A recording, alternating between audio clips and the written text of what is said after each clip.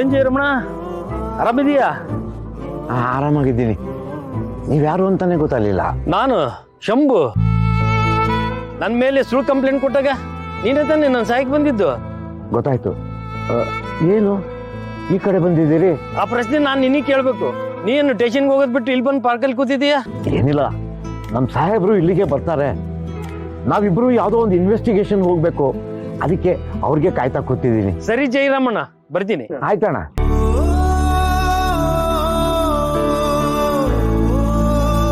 ಈ ತರ ಕದ್ದು ಮುಚ್ಚಿ ಎಷ್ಟು ದಿನ ಓಡಾಡೋದು ನಂಗಂತೂ ಗೊತ್ತಾಗ್ತಾ ಇಲ್ಲ.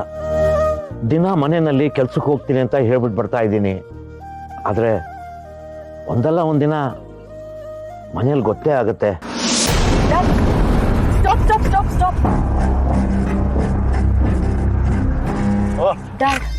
ಅಲ್ಲಿ ನೋಡಿ, ಲಂಚ್ ಕೋರ ಜಯರಾಮ ಪಾಪ ಈ ದುಸ್ಥಿತಿಲಿದ್ದಾನೆ. ಮಗಳ ಅವನನ್ನ ಮಾತಾಡಿಸಿ ಸಮಾಧಾನ ಮಾಡ್ಬಿಡೋಣಪ್ಪ.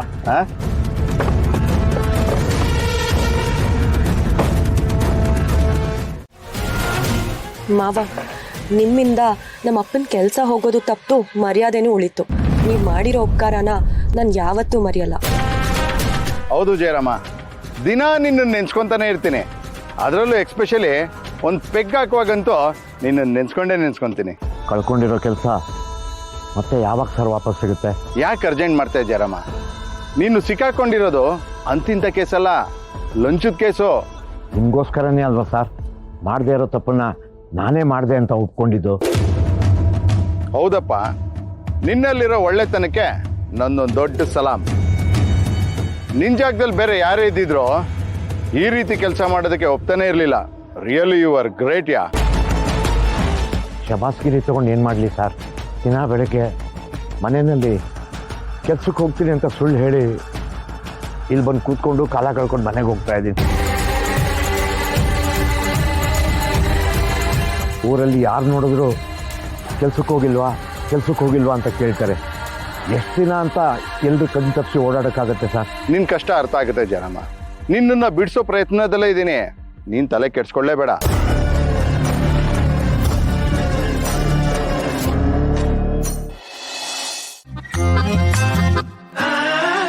ನನ್ ಕೆನ್ನೆಗೆ ಬಾರಿಸ್ತೀರಾ? ಇಲ್ಲ, ಅದು ಕೋಪದಲ್ಲಿ ಫ್ಲೋನಲ್ಲಿ ಹಾಗೆ ಮಾಡಿದೆ ಅಷ್ಟೆ. ನನ್ಗೂ ನಿಮ್ ಮೇಲೆ ಕೋಪ ಬರ್ತಿದೆ. ಫ್ಲೋನಲ್ಲೇ ಈ ಕಾಫಿನ ನಿಮ್ ಮುಖದ ಮೇಲೆ ಎರಚಲಾ? ಅದು ಬಿಸಿಯಾಗಿರುತ್ತೆ. ಅದ್ಯಾವುದೋ ಫ್ರೆಂಡಿಗೆ ಫೋನ್ ಮಾಡಿ ನನ್ನನ್ನು ಆಟಾಡ್ಸ್ಬೇಕು ಅಂತಿದ್ರಲ್ಲ, ನನ್ ಮುಂದೆನೆ ಹವಾ ಮೇಂಟೈನ್ ಮಾಡ್ತಿದ್ದೀರಾ? ಇಲ್ಲ ಸುಕ್ಕು, ಅದು ಆರ್ಯನ್ಗೆ ಸೌಂದರ್ಯ ಬೈದು ಅವಮಾನ ಮಾಡಲಲ್ಲ, ಆಮೇಲೆ ಅವನ್ನ ಎಳೆದು ನೋವು ಮಾಡಲಲ್ಲ, ಆ ಕೋಪಕ್ಕೆ ನಾನು ನಿನಗೆ ಹೊಡೆದ್ಬಿಟ್ಟೆ ಅಷ್ಟೇ. ಆ ಹುಡುಗನ ಮೇಲೆ ನೀನಾದ್ರೂ ಸಿಂಪತಿ ತೋರಿಸ್ಬೋದಿತ್ತಲ್ವಾ? ಅವನ್ ಯಾರು ಅಂತ ಅವನಿಗೆ ನಾನು ಯಾಕ್ರಿ ಸಿಂಪತಿ ತೋರಿಸ್ಲಿ? ಓ, ಸೌಂದರ್ಯನ ಮೇಲಿರೋ ಕೋಪನ ನನ್ ಮೇಲೆ ತೀರ್ಸಿದ್ರಾ? ಈ ವಿಷಯ ಸೌಂದರ್ಯನ್ ಗೊತ್ತಾದ್ರೆ ಏನಾಗುತ್ತೆ ಅಂತ ಗೊತ್ತಾ ನಿಮ್ಗೆ? ನನ್ಗೂ ಆರ್ಯನ್ ಮೇಲೆ ಕೋಪ ಇದ್ದಾರೆ, ಅವನು ಕಂಡ್ರೆ ನನಗೂ ಆಗಲ್ಲ. ಅವನ್ ಮೇಲಿರೋ ಕೋಪನ ನಿಮ್ಮೇಲೆ ತೋರಿಸ್ಲಾ? ಬೇಡ ಸುಕ್ಕು, ಆಗಿಂದನೆಲ್ಲ ಒಂದು ಕೆಟ್ಟ ಕನಸು ಅಂತ ಮರೆತು ಹೊಸ ಜೀವನ ಶುರು ಮಾಡೋಣ. ನನ್ನಿಂದ ಗೊತ್ತಿಲ್ಲದೆ ಆಗಿರೋ ತಪ್ಪಿಗೆ ನನಗೆ ಕ್ಷಮಿಸು. ಮೊದ್ಲಿನ ತರ ನೀನ್ ಹೇಳ್ದಂಗೆ ಕೇಳ್ಕೊಂಡಿರ್ತೀನಿ. ಇರ್ತೀನಿ ಅಲ್ಲ, ಬಿದ್ದಿರ್ತೀನಿ ಅಂತ ಹೇಳ್ಬೇಕು. ಆಯ್ತು, ಬಿದ್ದಿರ್ತೀನಿ. ಈಗ್ಲೇ ನಿಮ್ ಫ್ರೆಂಡ್ ಕಾಲ್ ಮಾಡಿ ನಾನು ಹೆಂಡತಿನ್ ಕಂಡ್ರೆ ಭಯ, ಅವಳು ನನ್ಗಿಂತ ಮೇಲು ಅಂತ ಹೇಳಿ. ಈಗ್ಲೇನಾ? ಈಗ್ಲೇ ನನ್ ಕಣ್ ಮುಂದೆನೆ ಮಾಡ್ಬೇಕು ಬಾಡ್ರಿ.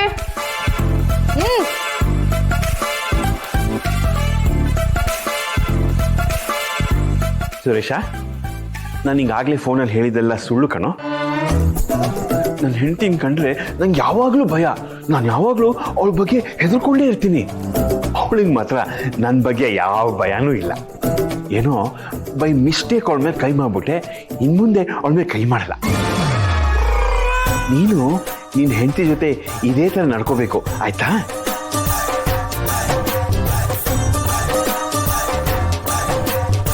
ತಿಂಡಿ ಆಮೇಲೆ ಮಾಡ್ತೀನಿ.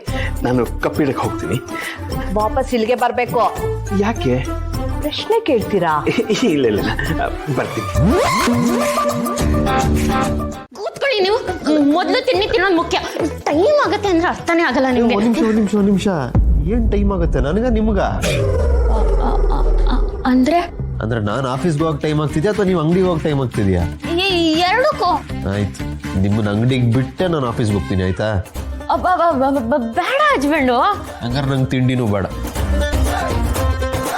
ನೀವು ಒಬ್ರು ಹಸ್ಬೆಂಡು, ನಾನೇನ್ ಬಿಡ್ಬೇಕು ತಾನೆ? ಸರಿ ತಗೊಳ್ಳಿ, ತಿನ್ನಿ. ಹಂಗೆ ಬನ್ನಿದಾರಿಗೆ ಕೊಡಿ. ನನ್ಗೆ ನೀವು ತಿಂದಿಲ್ವಾ? ತಗೊಳ್ಳಿ.